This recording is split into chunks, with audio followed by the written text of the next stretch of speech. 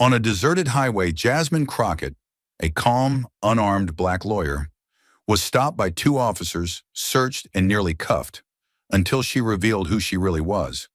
What happened in those next 5 minutes didn't just stun the cops. It forced an entire police department to relearn the law. What did she reveal? And how did one woman flip the power structure in a single, silent move? Stay with us. This is a story worth every second of your time. A black SUV carved through the desolate two-lane highway like a ghost that didn't belong. The only sound was the low hum of tires against fading pavement and the occasional whisper of wind over wheat fields that stretched beyond the horizon. Jasmine Crockett sat behind the wheel, eyes forward, posture rigid, every part of her controlled to the millimeter. Her seatbelt was fastened, phone docked, hands-free, registration up to date. She'd made sure of everything, because women like her didn't get the luxury of mistakes. Not out here, not ever. And then, the flash. Red and blue lights burst alive behind her, silent at first, then a single siren chirp. Just one. That was all it took. Jasmine didn't jump. She didn't curse. She didn't ask why, because she already knew. You don't ask why when the answer is built into your skin. You prepare. She eased the car to the shoulder, tires cracking the gravel, heart not racing, but locked in. This wasn't her first time being randomly pulled over, but every time still left a taste of metal at the back of her throat. Not fear, something older, something heavier. Anger she had to bury to survive. The patrol cruiser coasted up behind her like a shadow stretching too far. Inside, two officers, one in his 50s, eyes dull and mean, moving with the casual confidence of a man who'd never been questioned. The other was young, maybe late 20s, full of twitchy energy and the kind of arrogance that grew in precinct locker rooms. To them, this was just a routine stop. To Jasmine, it was something else entirely. A test she didn't ask for, a scene she didn't script, but one she had studied her whole life. They thought they had the upper hand. They didn't even know they were outmatched. The older officer stepped out first. Thick arms, beer belly under a bulletproof vest, a permanent sneer carved into his face like bad stonework. He walked toward her window like it was owed to him, not like he was asking anything. The younger officer circled right, scanning her vehicle with practiced suspicion, not because anything was wrong, but because they expected it to be, wanted it to be. Jasmine watched him in the side mirror, saw his hand rest near his belt, not on the weapon, but close enough to threaten without technically doing so. A move she'd seen 100 times in deposition videos, a move they'd call standard protocol. The sound of boots crunching gravel grew louder, more deliberate with each step. Jasmine didn't need to look. She already knew. Two shadows approached, wide stances, slow pace, not rushing to check if she was okay, not interested in why she was here.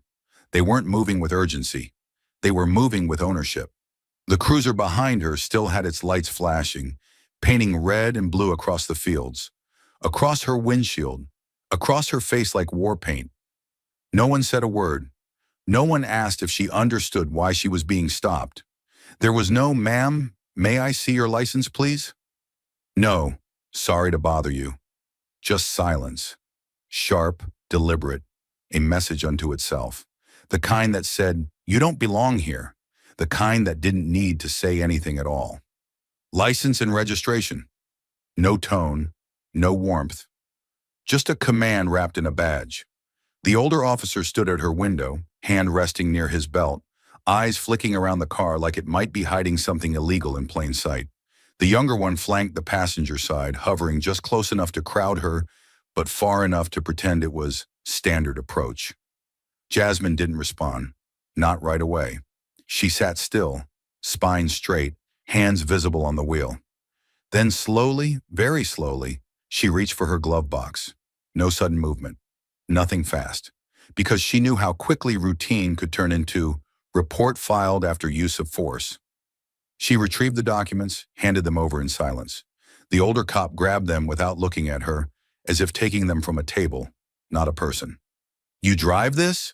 the younger one asked, peering into the cabin like it was an interrogation room. "Yes." "Own it?" "Yes." Clean ride. Real clean. Doesn't really match the neighborhood. She said nothing, just kept her eyes forward. Her silence wasn't submission. It was insulation. She wasn't engaging because she knew this wasn't conversation.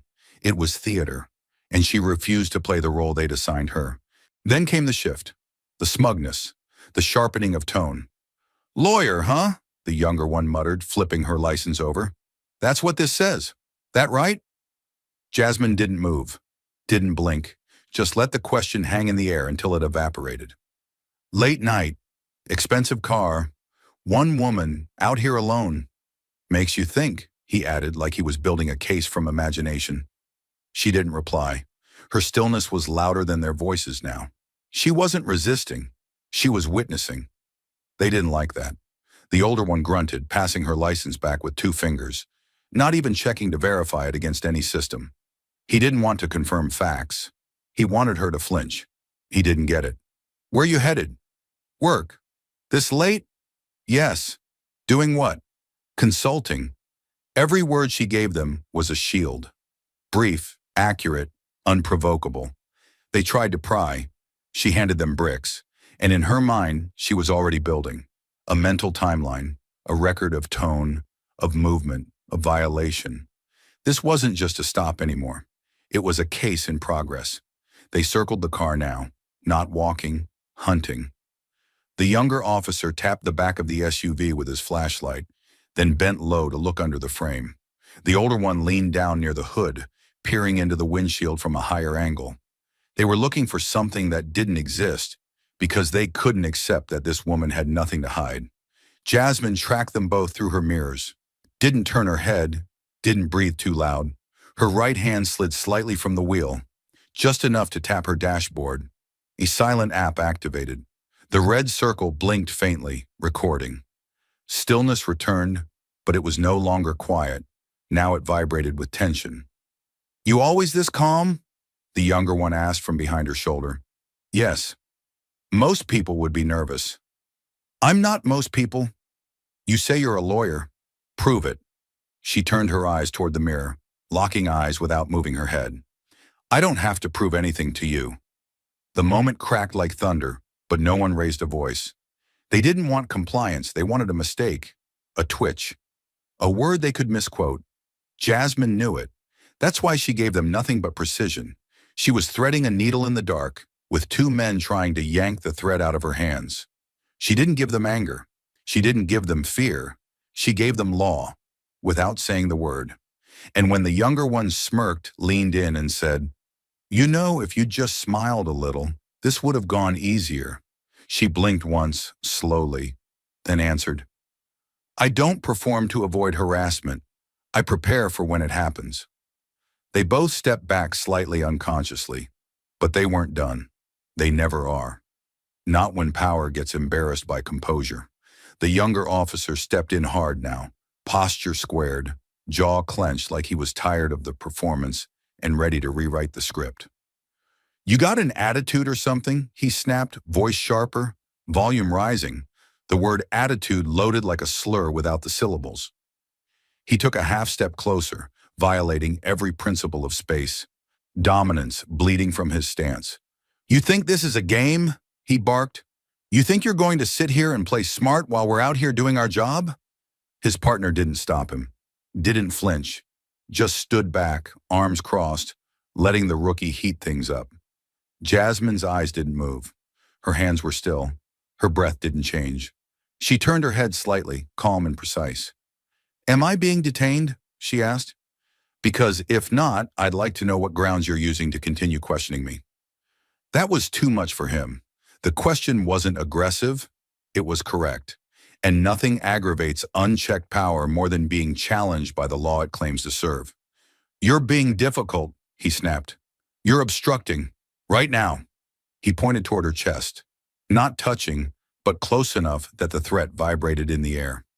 "This your idea of cooperating?" Jasmine stared directly into his eyes, unblinking. "I'm exercising my rights," she said quietly. "Which one of those bothers you the most?" The officer scoffed, stepped back, turned toward his partner like he needed someone to confirm that he wasn't the problem. She's got an attitude, man. She's not complying. Jasmine didn't break her gaze. I am complying. I've followed every legal instruction. I've answered what I'm required to. Nothing more, nothing less. Her voice didn't rise, but the truth in it did, loud and undeniable. He took a beat, just one, before coming back harder. So what? Now you're refusing to cooperate? He said, tone half mocking, half threatening. You think we can't take this further? The sentence lingered, heavy with implication. Jasmine kept her face neutral, but inside the calculation sharpened. He doesn't want compliance. He wants control. She leaned forward just slightly, only enough for her words to land clean. I'm not refusing, she said. I'm just not afraid. The air stilled. The older officer shifted his stance. The rookie clenched his jaw, and Jasmine, unmoved, unshaken, added one final sentence, like a quiet verdict. I know my rights. Do you? The rookie was still fuming, but the older officer had already moved into action. Without a word, he turned away from the driver's side and walked calmly to the rear of the SUV. No announcement, no request, no warrant, just intent. Jasmine followed him in the rearview mirror, eyes narrowing as she watched him reach for the trunk handle, like he had every right in the world to open it. The latch clicked, the trunk lifted, and just like that, the boundary was crossed. No warning, no probable cause, just quiet violation, draped in a uniform. Jasmine's voice cut through the rising tension like a blade. You are conducting an illegal search, she said, firm and crystal clear. You have no consent, no warrant, and no lawful justification for that. The older officer didn't even flinch. He glanced toward her window, tone bored, almost smug. Your behavior is suspicious, he said casually. That's all the cause we need. The younger officer chimed in from the side, nodding like it was obvious. You're not acting right, being evasive. We're within our rights. Jasmine's jaw tightened, but her voice stayed level. Suspicion is not evidence, she replied, and not acting right isn't probable cause. That's profiling. Her tone didn't rise, it deepened, more dangerous in its control. The older cop rifled through the trunk lazily, moving a gym bag aside, shining his flashlight like he expected something illegal to manifest out of thin air. There was nothing, just neatly packed personal items. Still, he kept digging, like finding nothing would somehow prove him right. Jasmine didn't move, but inside her fury burned, slow and focused. This wasn't policing, it was performance. They weren't looking for danger. They were looking for justification after the fact. The trunk search wasn't about safety, it was about punishment. For her posture, for her silence, for the fact that she hadn't let them win. You need to close that trunk, she said again, louder now, making sure it was recorded. You are violating my Fourth Amendment rights. The older officer didn't respond, but his hand slowed. Not because he agreed, but because something in her voice reminded him that she knew, not guessed, not hoped, knew. And that scared them more than anything she could have yelled. The trunk slammed shut with a heavy finality, but the air didn't relax. If anything, the silence that followed grew heavier, more dangerous. The officers had come looking for a problem and found none. And now, standing there with nothing in hand, nothing to write up, nothing to justify the stop, they needed a new angle. They didn't speak for a beat, just stood there. The older one with his hands on his hips, the younger one tapping his flashlight against his thigh like a metronome for his rising frustration. Jasmine watched them both through the mirror, unmoved. She knew that look, the look of men who didn't find what they were hoping for, and now needed to invent it. Then came the next step, as expected, right on cue. Step out of the vehicle, the older officer ordered, voice clipped, impatient, like he'd been repeating himself when he hadn't. Jasmine didn't move. She turned her head slightly, her voice calm but sharpened by precision. On what legal basis? She asked. There was a pause, just a flicker, where even they weren't sure what to say. The younger one spoke next, tone shifting from performative politeness to something colder. We're conducting an investigation. We need your cooperation. Jasmine blinked once, slow. Investigation into what? She asked. What crime am I suspected of? Her words weren't sarcastic. They were surgical. That's when the threat came. If you don't cooperate, the younger officer said, stepping closer to the doorframe, we'll consider it obstruction of justice. His partner nodded like that sealed it. Jasmine kept her hands on the wheel, her posture steady. Obstruction of what exactly? She asked. You've completed a search without probable cause, found nothing, and now you're ordering me out of the car with no stated reason. Her tone wasn't defiant. It was disciplined. She wasn't debating. She was documenting. The younger officer's mouth curled slightly, like he'd finally found the angle he wanted. This isn't a debate, he said. You either comply or we escalate. I'll say this one last time, he snapped, his voice clipped and sharp. Step out of the vehicle, now. Jasmine unbuckled her seatbelt with the same calm precision she'd held from the start. No rush, no flinch. Her hand reached for the door handle like a judge reaching for the gavel. With full authority, not permission. The door creaked open and the night air rushed in, carrying the weight of everything that hadn't been said. She stepped out slowly, each motion deliberate, not hesitant, measured. Her spine was straight, her shoulders squared, her chin high. She didn't cower, didn't look away. Her eyes met theirs unblinking, cold, clear, composed. This wasn't surrender. This was strategy. She wasn't trying to avoid conflict. She was giving them the space to walk straight into it. The younger officer shifted his stance, hand still close to his belt, as if her composure somehow made her dangerous. The older one squared up, like he was preparing for resistance. But Jasmine didn't resist. She didn't move aggressively, didn't speak loudly. She just stood there, still as stone, letting their discomfort wrap around them like smoke. Then she spoke, not to provoke, but to pronounce. You're abusing your authority, she said, her voice low, steady, every syllable clean. And the most dangerous part is, you don't even realize it. The words landed like a slap to the face, not shouted, just spoken with a certainty that couldn't be undone. They froze, not because they were afraid, but because she wasn't. That was the shift. That was the fracture. Jasmine took one small step closer, her eyes never leaving theirs. You've made assumptions, she continued. You've violated protocol. You've crossed every legal line you were trained to respect. And you did it because you thought I wouldn't fight back. The younger one's jaw flexed, but he didn't respond. He couldn't. Because every word she said was true, and they knew it. The silence between them now wasn't tactical. It was tactical failure. Then Jasmine delivered the final blow.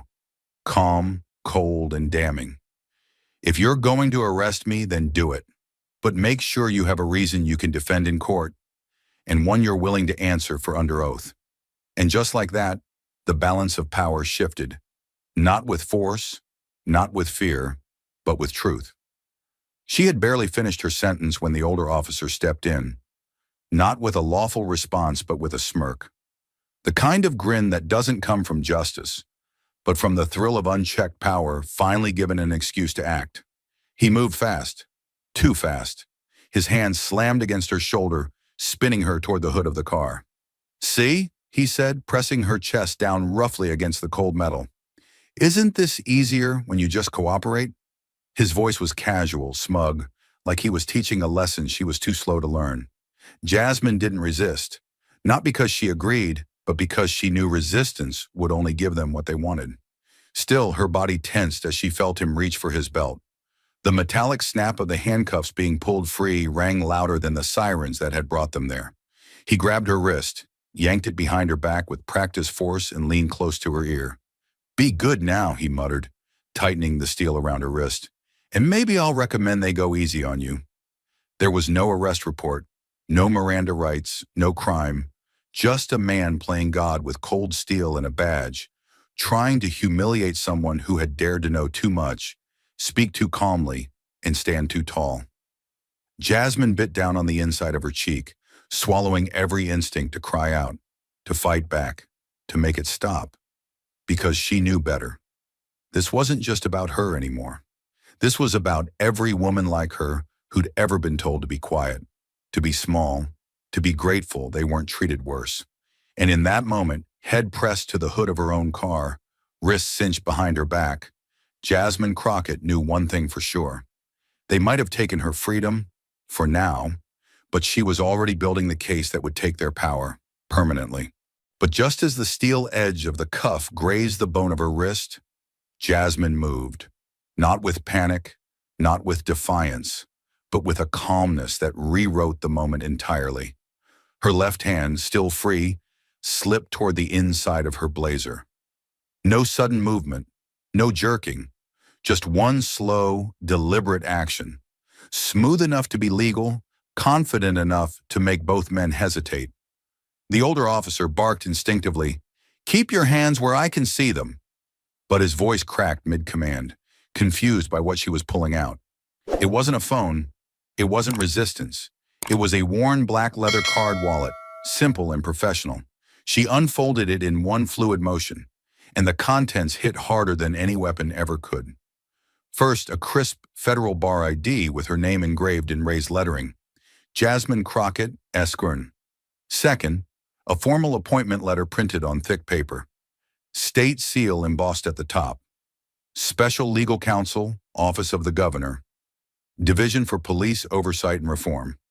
Third, a one-page letter, brief but thunderous, full authorization to observe, audit, and directly intervene in law enforcement activities within the state, signed by the governor himself. 3 items, no shouting, no threats, just paper and power.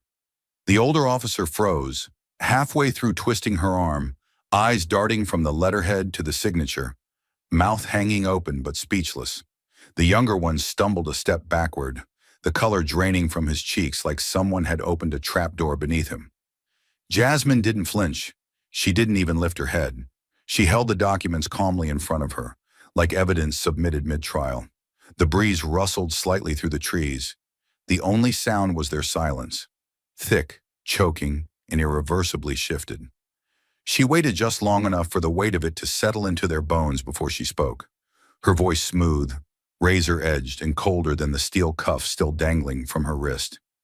"If I let you finish what you just started," she said, not raising her tone 1 decibel, "you wouldn't just lose your job."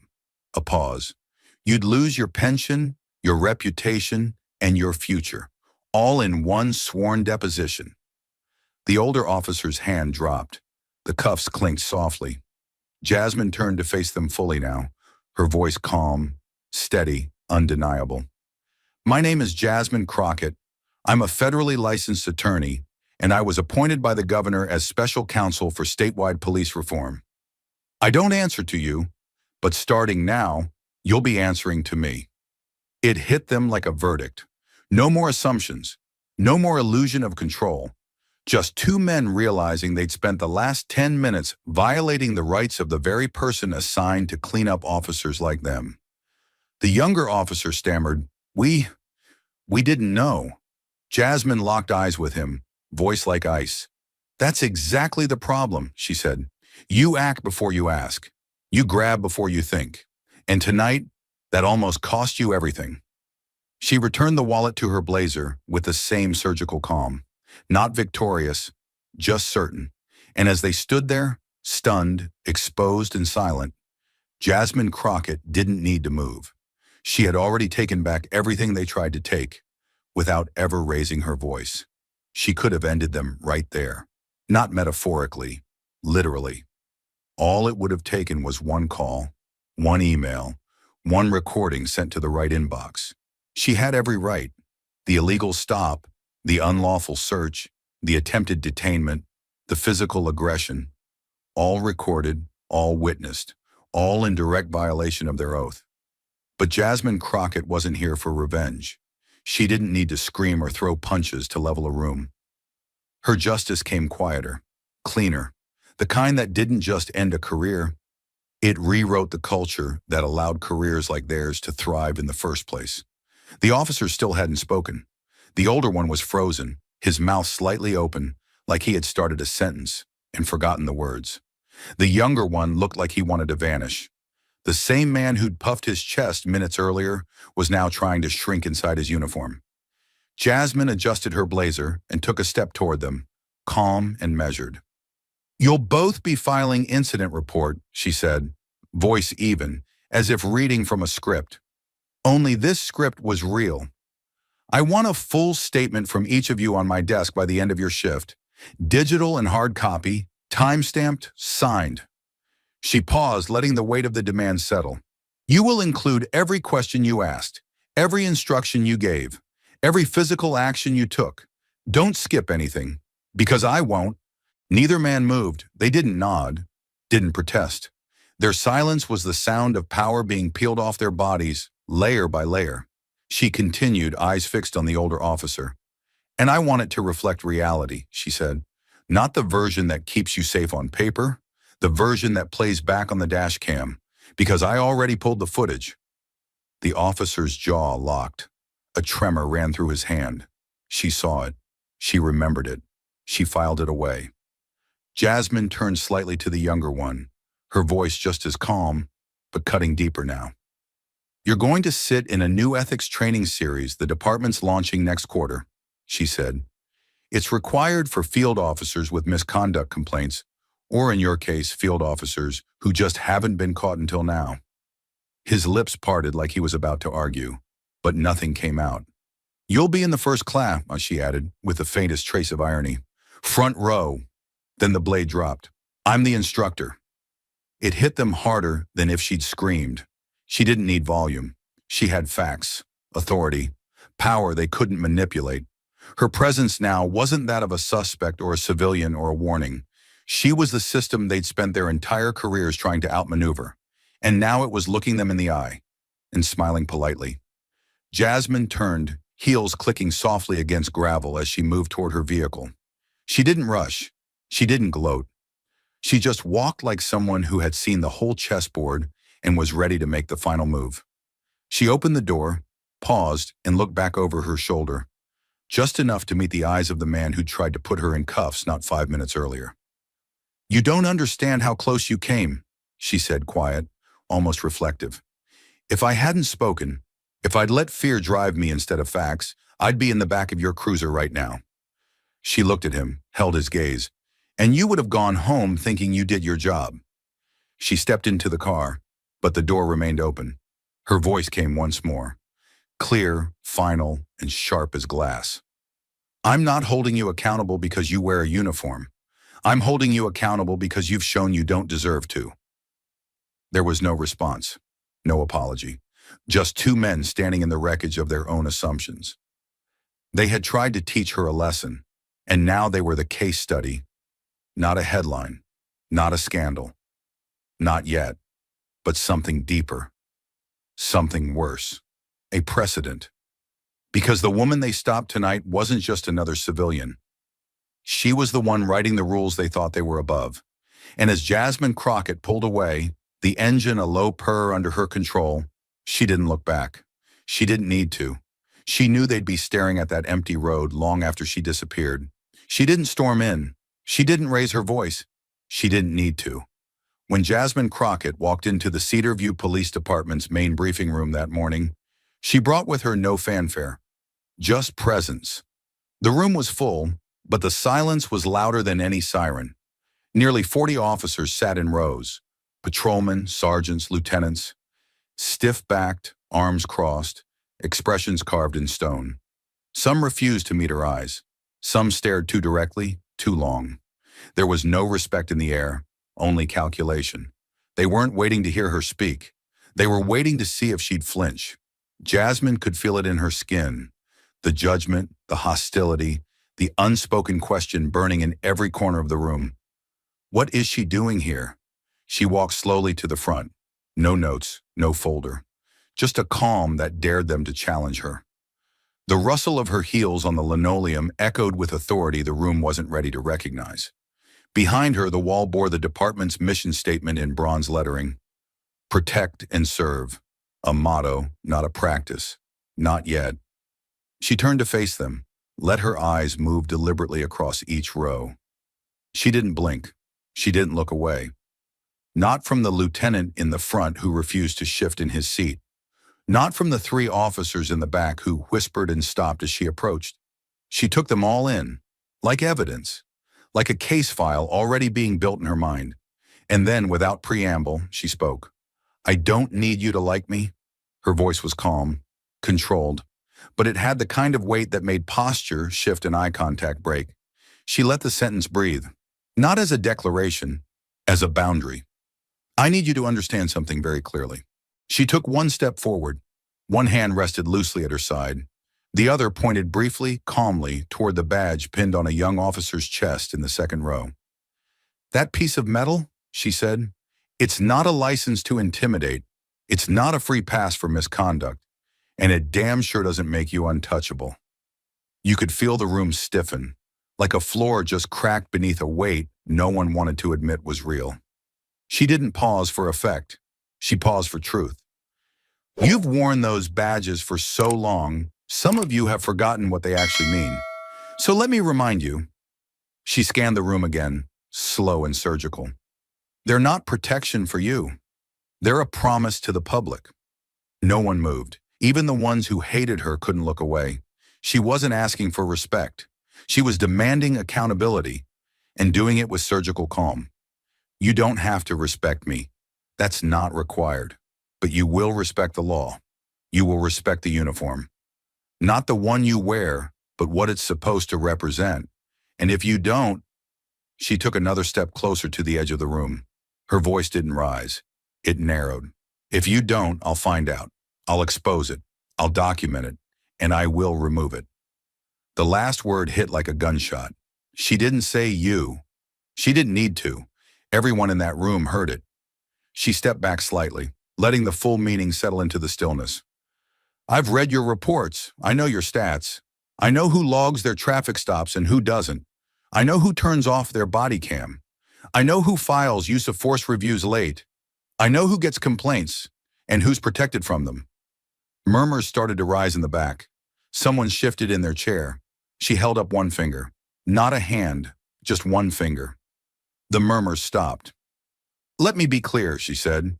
"This department is no longer a fraternity. It's a public institution. Starting today, it will operate like one." She turned toward the mission statement on the wall. Read it aloud, slowly. "Protect and serve." Then looked back at the room. "That starts now, or it ends with you." And with that, she stepped away from the podium. No applause, no dismissals, just the sharp scent of reality finally arriving in a room that had gone far too long without it. Jasmine Crockett hadn't just introduced herself, she'd issued a warning, and they all knew it. Change doesn't always knock. Sometimes it kicks the door in. The video wasn't supposed to leak, but someone, a tech in records, an officer with a conscience, no one ever confirmed who, uploaded a clip to the internet. No names, no faces, just grainy body cam footage. A woman being pushed against a car, cuffed, calm, her voice cutting through the air like a scalpel. The moment her credentials hit the screen, the bar ID, the state letter, the words "Special Counsel for Police Oversight," it was already too late to control the narrative. Screenshots exploded across social media. She flipped the script. She didn't raise her voice. She raised the stakes. And that line, the one she delivered without blinking. "If I let you finish what you just started, you wouldn't just lose your job. You'd lose everything." That became gospel. In a matter of hours, what had been an internal embarrassment turned into a national symbol. Cable news picked it up. Local networks couldn't ignore it. National journalists flooded Cedarview. Podcasts debated the implications. Lawyers quoted her like doctrine. Protest groups clipped the footage into reels. And for the first time, the old question stopped being, was she resisting? And became, what gave them the right to begin? But the real shift didn't happen online. It happened in person. People began to show up. In droves, in gymnasiums, in small town halls, in parking lots turned forums. Black men who had stayed silent for years now stood at microphones, clearing their throats before speaking truth that had waited decades to be heard. Latina mothers who'd taught their sons to keep their eyes down now looked directly into the cameras. Southeast Asian business owners, Arab students, indigenous youth. They came not to protest but to testify. One after another, stories poured out. Not always dramatic, but all of them real. Stops that never made it to paper. Searches with no explanation. Fear passed from one generation to the next like inheritance. And Jasmine, she didn't stand at a podium. She sat in the front row, listening, writing, connecting dots, taking each story like evidence and fitting it into a puzzle the city had refused to acknowledge. When she finally stood, it wasn't to give a speech. It was to make a promise. You've been told to stay quiet, to stay grateful, to survive. But now you will be equipped, not just to endure, but to assert. And so began what the city would come to call the turning point. A program, a workshop, a fire in fluorescent light. Know your rights, face it right. It wasn't just a slogan, it was a survival course. Part legal literacy, part self-defense, part cultural reclamation. But this time, it wasn't held behind glass doors or legal libraries. It happened at basketball courts, community centers, churches, public parks. Jasmine stood beside whiteboards, chalk in hand, outlining probable cause versus reasonable suspicion. A local judge volunteered to assist. Civil rights attorneys donated materials. Entire families showed up. Teens took notes. Parents asked questions they never dared voice before. The goal wasn't rebellion, it was readiness. And something else began to stir. From the back of the room, where observers were supposed to sit, clipboards in hand, just monitoring, young officers started asking to join in. At first, just one or two, but soon it became 5, then 10. Cadets from the academy, rookies barely out of training, detectives trying not to look too interested. They showed up in plain clothes, sat quietly, took notes, listened. Some returned the next day. Some asked for extra reading. A few stayed late to ask Jasmine questions, not to challenge her, but to understand. What do you do when your field partner crosses a line? How do I de-escalate without losing control of the scene? What does accountability look like from the inside? It didn't take long before the press noticed. A local columnist ran the headline first. The Crockett course, training that might actually save lives. National outlets followed. CNN ran a segment titled From Power to Policy, How One Woman Flipped the System. The workshop gained its nickname organically, the Crockett class. And just like that, a one-night injustice had birthed something systemic. For the officers who attended, it wasn't mandatory, yet, but they came anyway, because something in Jasmine's composure had stayed with them. Not fear, not superiority, just truth. The kind you couldn't walk away from without asking yourself who you've become. Jasmine never marketed it as reform. She called it survival with clarity. She didn't promise it would change everything. She promised it would change someone. And in Cedar View, that was already more than anyone had dared hope for. Thought for a couple of seconds, the backlash didn't come through official channels. It slithered through the shadows of locker room whispers and late-night group texts. A handful of older officers, men who prided themselves on the way things used to be, decided if they couldn't silence Jasmine inside the precinct, they'd smear her outside it. Home address, personal cell, even an old photo from her first trial victory, all fed to a gossip site notorious for hit pieces and conspiracy fodder. Within 48 hours, the headline screamed across cheap newsstands in block letters. Lawyer turns cops into law school kids. Who's really in charge? The article dripped with innuendo, that she was power-hungry, that she wanted a private army of desk-bound officers who'd rather quote case law than chase criminals. It was pure fiction, but it landed like a gut punch because it played on every fear the resistant ranks already nursed in silence.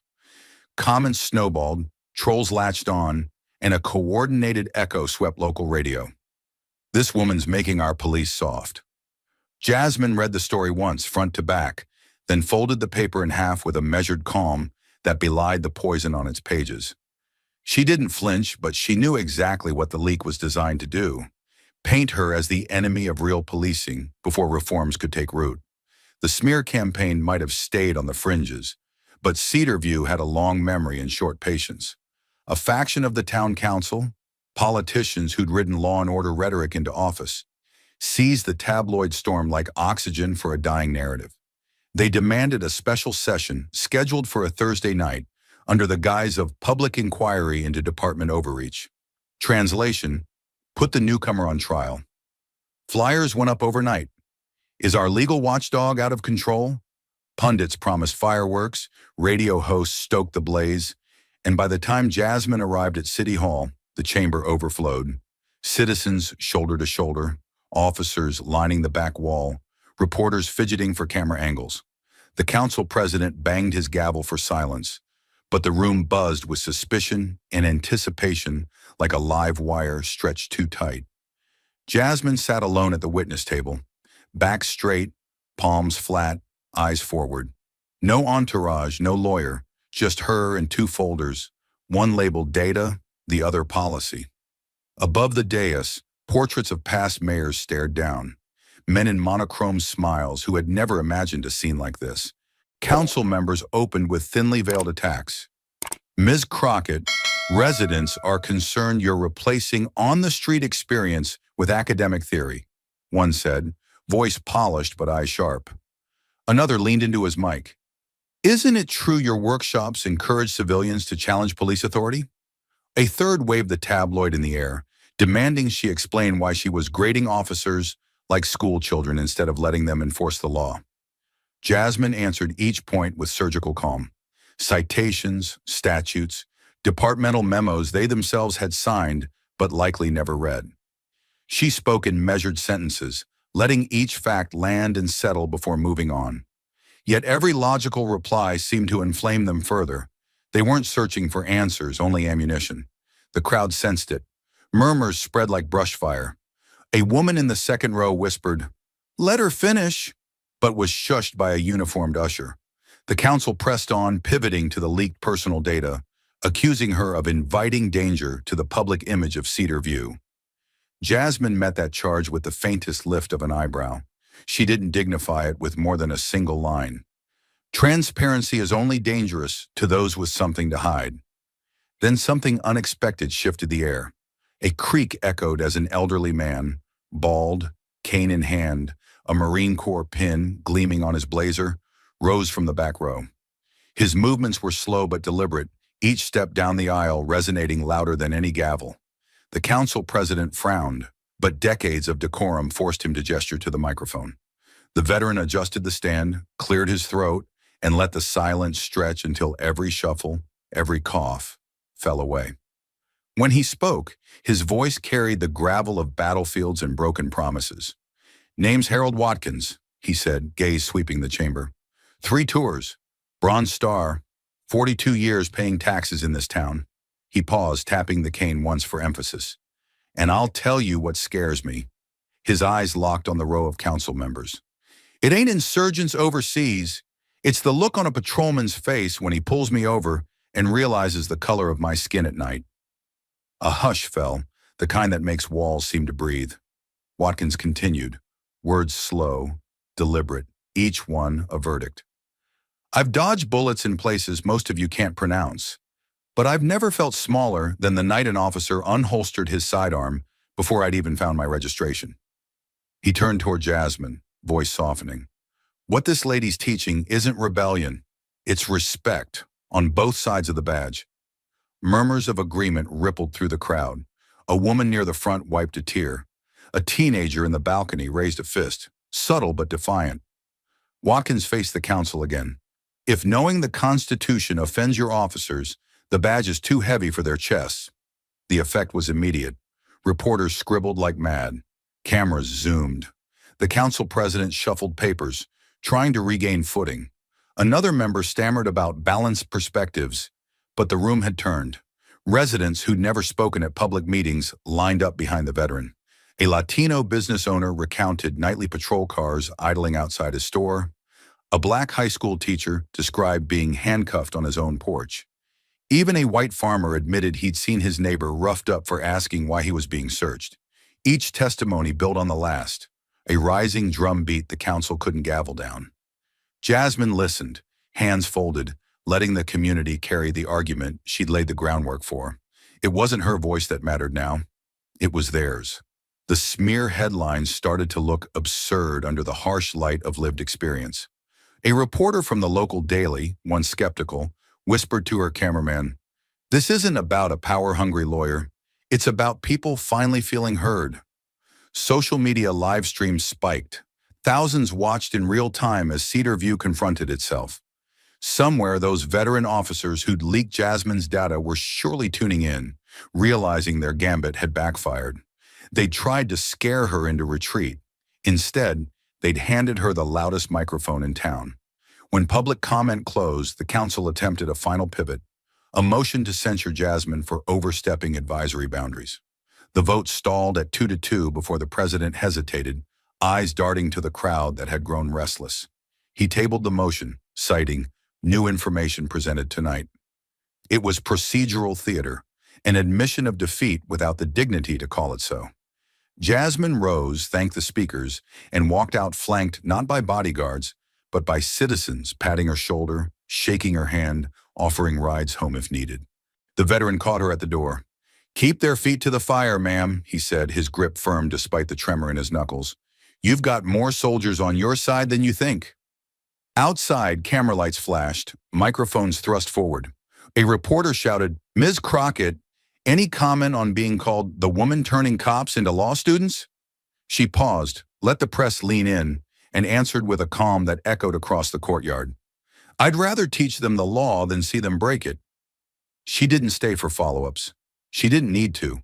The soundbite traveled faster than any smear. By dawn, the headline had flipped. Veterans' testimony silences town council. Crockett's reforms gain public backing. Back in the precinct, younger officers scrolled through feeds, reading community praise for the very course their elders mocked. Seats in the next Crockett class filled within hours. A second session had to be scheduled, then a third. What began as a smear had become a spotlight, one that revealed the cracks in the old guard and the resolve of everyone they'd tried to silence. The leak had aimed to discredit Jasmine. Instead, it amplified her, galvanized the citizenry, and forced Cedar View to confront a truth long buried beneath polite meetings and polished badges. Real safety isn't forged in secrecy. It's hammered into shape by accountability, lit by the courage of those willing to speak, and tempered by leaders unafraid to listen. And for the first time in a long time, Cedar View felt the heat of that forge, bright, relentless, and impossible to ignore. Thought for a couple of seconds, the offer arrived dressed in fanfare and ego. Party operatives, a local TV crew, and a glossy folder stamped "Draft Crockett for State Senate." Reporters framed it as destiny, the logical next step for the woman who tamed Cedar View. Jasmine listened to the pitch, let them stack poll numbers and fundraising projections like chips at a casino, then closed the folder without even looking at the first page. She thanked them for their confidence, but her voice never wavered when she answered, "I don't want to be a politician. I want to be the person politicians have to answer to." Silence hit the room harder than any endorsement. One strategist stammered about leveraging momentum, another about historic firsts, yet none could rebut the quiet authority of someone who'd already changed more with a dry erase marker and a courthouse transcript than most senators manage in a term. Jasmine walked them to the door, handed back the folder, and returned to her spreadsheets. Homicide clearance trends, complaint resolution times, community ride-along rosters, because real power, she knew, was measured in data points and lives improved, not yard signs. 12 months later, Cedar View became the first mid-sized jurisdiction in the region to earn the new Police Community Partnership certification, a badge of honor issued by an independent commission of civil rights attorneys, criminologists, and retired chiefs. The criteria were brutal: documented reductions in bias complaints, mandatory de-escalation recertification, transparent public hearings on every disciplinary ruling, and quarterly town hall audits live-streamed without edits. Departments twice Cedar View's size had failed the assessment. Cedar View passed on its first review. During the announcement ceremony, state media expected applause for the mayor, maybe a victory lap from the chief. But both men stepped aside when Jasmine approached the lectern with a single sheet of paper. No logo, no seal, just bullet points detailing what still needed fixing. response times in the East Precinct, language access gaps on 911 calls, mental health crisis protocols lagging behind national best practice. She congratulated the officers who had met the standard, then reminded everyone the certification expired in 18 months if metrics slipped. Accountability, she said, isn't a finish line, it's a treadmill. The applause that followed wasn't explosive. It was sustained, measured. Respect, not relief. Across town, a mural went up on a cinder block wall once tagged with gang graffiti. It showed a pair of scales tipped toward justice, balanced by an outstretched hand instead of a gavel, with 3 simple words in bold letters. Learn the law.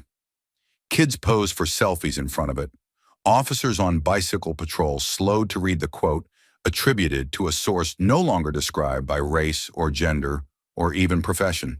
The community newspaper, once prone to call her the Black Lady Lawyer, ran a Sunday cover story titled, "The Woman Who Made Cops Study Again." National outlets followed suit. Time listed her among the year's most influential voices in public service. The New Yorker dubbed her the Instructor. A late-night host summarized it best. She didn't defund the police, she forced them to crack open a textbook. What mattered most to Jasmine, though, wasn't headlines. It was the handwritten thank you notes that arrived weekly.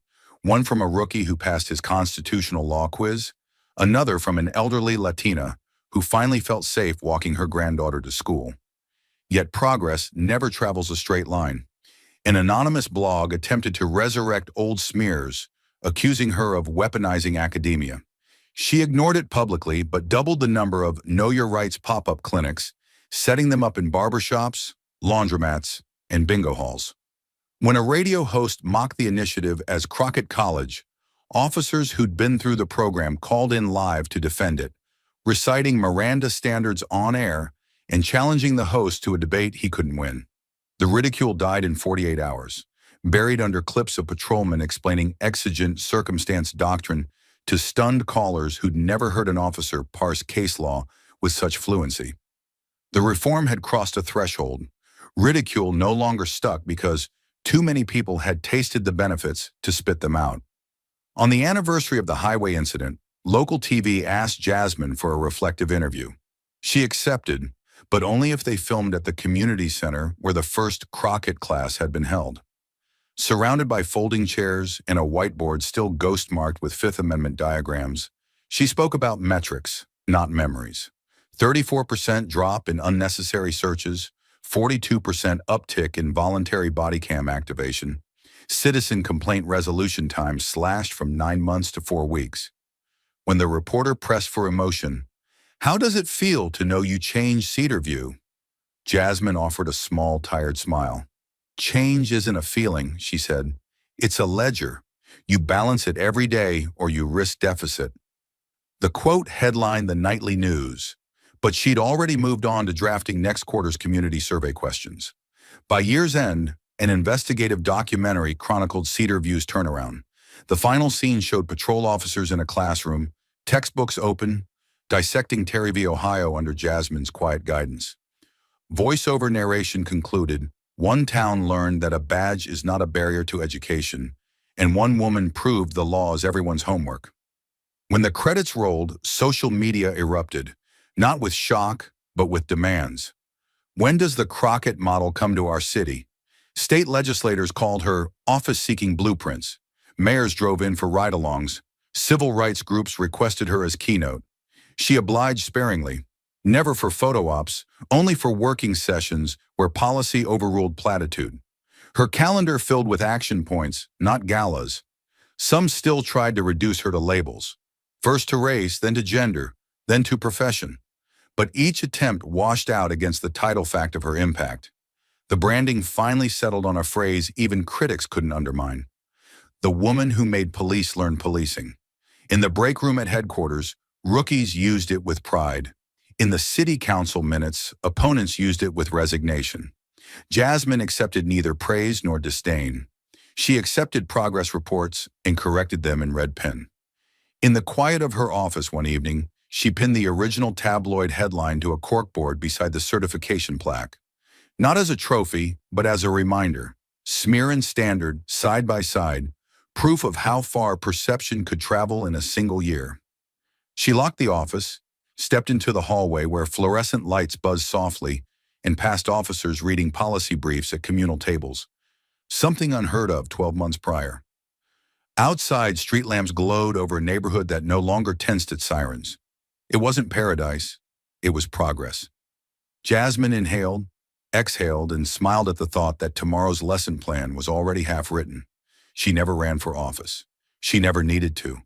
The people who once doubted her now carried her work forward, and the politicians who once opposed her now quoted her stats to win debates.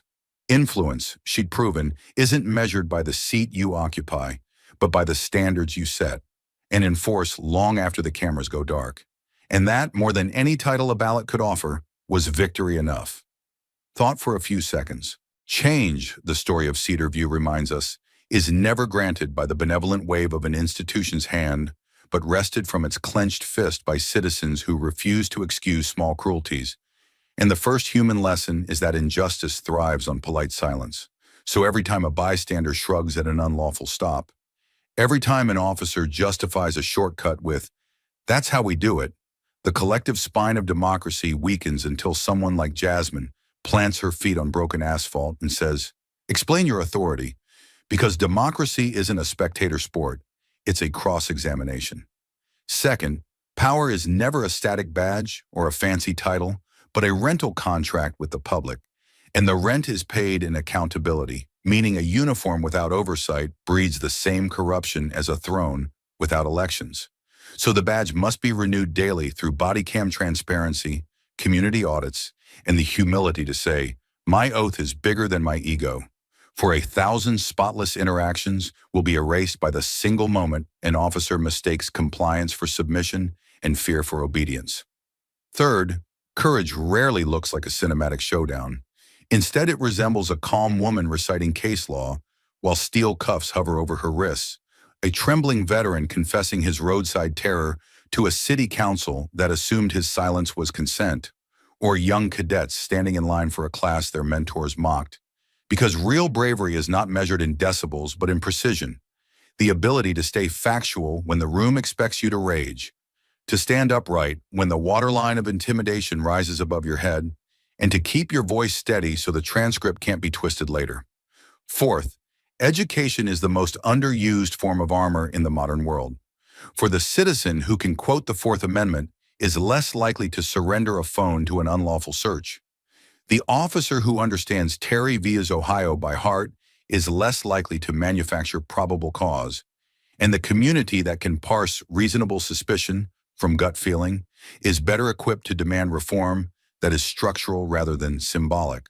So the most radical thing Jasmine ever did was hand out syllabi where others handed out slogans. Fifth, reform cannot be a one-time demolition of a rotten room followed by ribbon cutting. It must be continuous inspection, because institutions are like bacterial cultures that regrow the moment light fades, which is why Cedar View's shiny certification came stapled to expiration dates and why Jasmine called accountability a treadmill rather than a trophy. Stop running and you slide backward into the same old habits, the same old headlines, and the cycle of outrage, denial, and burial begins anew. Sixth, leadership exists in inverse proportion to ego, as proven by Jasmine turning down a Senate run at the peak of her popularity, declaring that she preferred to be the stone in a politician's shoe rather than the occupant of their cushioned seat, and her refusal to translate influence into personal power, reframe success as the ability to leave behind structures that function without your constant presence. A lesson lost on careerists who mistake applause for legacy. Seventh, progress demands coalition, not saviors, which is why Cedar View's pivot happened only when citizens pushed from below, while rookies studied from within and journalists pierced the curtain from above, proving that movements collapse when any layer opts out. The public must speak, the press must document, the honest insiders must resist the gravitational pull of tribal loyalty, and together they must keep the pressure cooker of accountability hissing so steam never builds into violence. Eighth, storytelling is both weapon and shield, for it was a leaked clip, not a policy memo, that ignited reform.